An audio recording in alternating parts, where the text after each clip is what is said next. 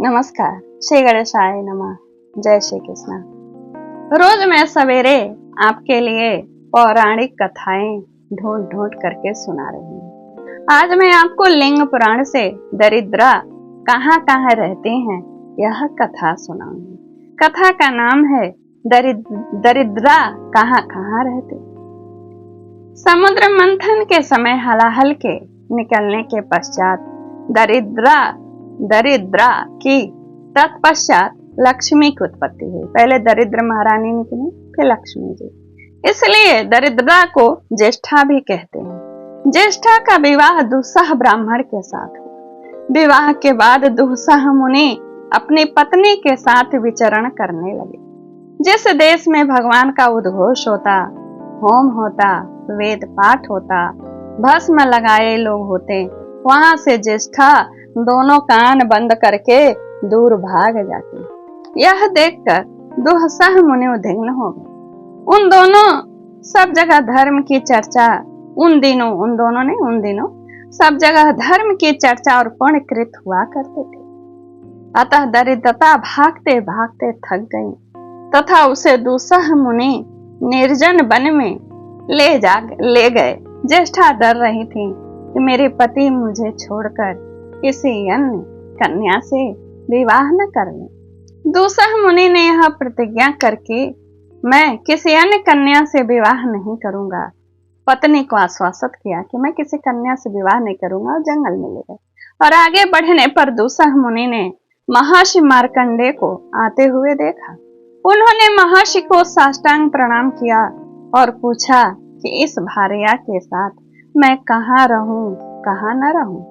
मार्कंडेय मुनि ने पहले उस स्थान को बताना आरंभ किया जहां दरिद्रा को प्रवेश नहीं करना चाहिए। जहां रुद्र के भक्त हों, भस्म लगाने वाले लोग हों, वहां तुम लोग प्रवेश न करना। जहां नारायण, गोविंद, शंकर, महादेव आदि भगवान के नाम का कीर्तन होता हो, वहां तुम दोनों को नहीं जाना चाहिए, क्योंकि आग उगलता हुआ विष्णु का चक्र उन लोगों के अशुभ को नाश करता रहता है। जिस घर में स्वाहा, वसटकार और वेद का घोष होता हो, जहाँ के लोग नित्य कर्म में लगे हुए, भगवान की पूजा में लगे हुए हो, उस घर को दूर से ही त्याग देना।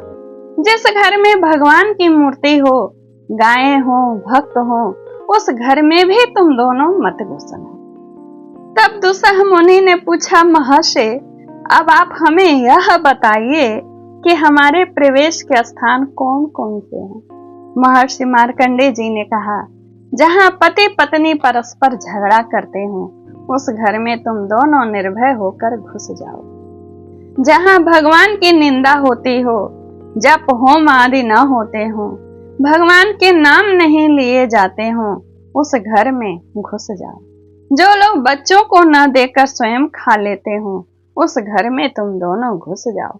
जिस घर में कांटेदार दूध वाले पलाश के वृक्ष और नींब के वृक्ष हो, जिस घर में दोपहरिया, तगर, अपराजिता के फूल का पेड़ हो, वे घर तुम दोनों के रहने योग्य, वहां अवश्य जाओ।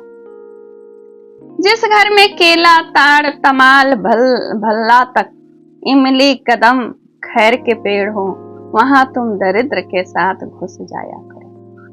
जो स्नान आदि मंगल कृत्य न करते हो, दांत मुख साफ नहीं करते हो, गंदे कपड़े पहनते, संध्या काल में सोते या खाते हो, जहां खेलते हो, ब्राह्मण के धन संध्या काल के समय सोते, खाते या जुआ खेलते हो, ब्राह्मण के धन का हरण करते हो, दूसरे की स्त्री से संबंध रखते हो, हाथ पैर न धोते हो, उन घरों में दरिद्रता के साथ तुम रहो। मार्कंडेय ऋषि के चले जाने के बाद दुस्सह ने अपनी पत्नी दरिद्रता से कहा, ज्येष्ठे तुम इस पीपल वृक्ष के नीचे बैठ जाओ, मैं रसातल जाकर रहने का स्थान पता लगाता हूँ। दरिद्रता ने पूछा, नाथ तब मैं खाऊंगी क्या, मुझे कौन भोजन देगा। दुस्सह ने कहा, प्रवेश का स्थान तो तुझे मालूम हो ही गए, वहां घुसकर खा पी लेना। हाँ, यह याद रखना, जो स्त्री पुष्प धूप आदि से तुम्हारी पूजा करती है उसके घर में मत घुसना। इतना कहकर दूसरा रसातल में चले गए। ज्येष्ठा वहीं बैठी हुई थी कि लक्ष्मी के साथ भगवान विष्णु वहां आ गए। ज्येष्ठा ने भगवान विष्णु से कहा, मेरे पति रसातल चले गए हैं, मैं अब अनाथ हो गई हूँ, मेरी जीविका का प्रबंध कर दीजिए। भगवान विष्णु ने कहा, ज्येष्ठे, जो माता पार्वती, शंकर और मेरे भक्तों की निंदा करते हैं उनके सारे धन पर तुम्हारा ही अधिकार है, उनका तुम अच्छी तरह उपभोग करो। जो लोग भगवान शंकर की निंदा कर मेरी पूजा करते हैं ऐसे मेरे भक्त अभागे होते हैं, उनके धन पर भी तुम्हारा ही अधिकार है। इस प्रकार ज्येष्ठा को आश्वासन देकर भगवान विष्णु लक्ष्मी सहित अपने निवास स्थान बैकुंठ को चले गए। और दरिद्रता कहाँ रहती है, यह छोटी सी कथा लिंग पुराण से लेकर आई हूँ, आपको सुनाई हूँ। ध्यान रखिएगा कौन कौन से पेड़ लगाने नहीं चाहिए घर में, और पति पत्नी या घर में झगड़ा नहीं करना चाहिए, नहीं तो दरिद्रता माता को आशीर्वाद मिला है वहां धन खाने के लिए। ठीक है, नमस्कार, जय Shri Krishna. Like comments share जरूर करिएगा।